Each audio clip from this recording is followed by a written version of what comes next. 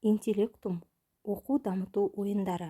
Жобаның мақсаты баланың логикалық ойлауын, ой-қиялын, зейінін дамыту. Бұл жоба 2017 жылы Білім және ғылым министрлігінің арнайы республика мектептеріне оқу әдістемелік құрал ретінде ұсынылған. Жобаның авторы Бижан Игенбаева болып табылады. Қазіргі таңда біздің мектебіміздің бірінші сынып оқушылары таңдау пәні ретінде осы жобамен жұмыс жасап отыр. Оқу әдістемесінің негізгі ерекшелігі баланың жас ерекшелігіне сай, жеке даму қабілеттерін ескере отырып, ойын шартын қатаң сақтай отырып ойналады.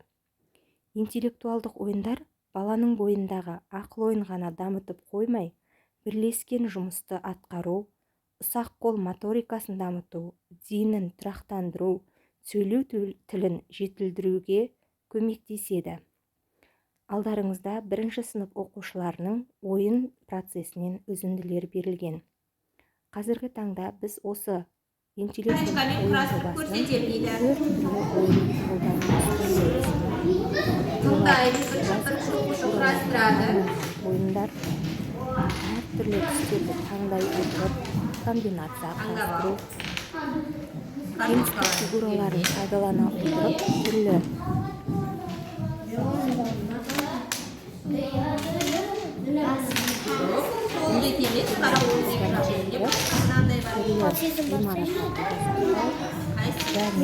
оқушылардың зейінін бағдарлай білу қабілетін дамытуына арналған кубиктен тұратын кубик ойыны болып табылады.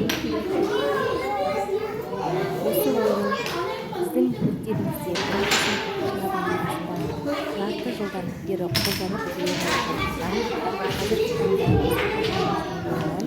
осы ойындарға қызығушылық танытамыз.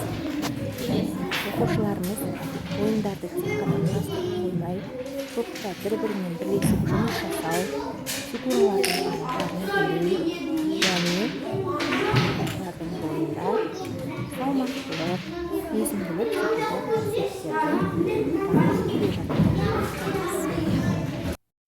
Біз алдымен мына фигурамызды аламыз. Сурет бойынша, енді осының үстіне бізге арқасы бар фигура керек. Арқасы бар фигураны мынаның үстіне бекіту керекпіз. Ол ешқандай да баланс дұрыс айтасың. Балансты, тепе-теңдікті сақтау. Бұның үстіне үшбұрыш кетеді. Үшбұрыштың шеттері шығып тұр, қараңдар. Сурет бойынша. Және оның үстіне бұл бала аса ептілікті, сабырлық пен төзімділікті қажет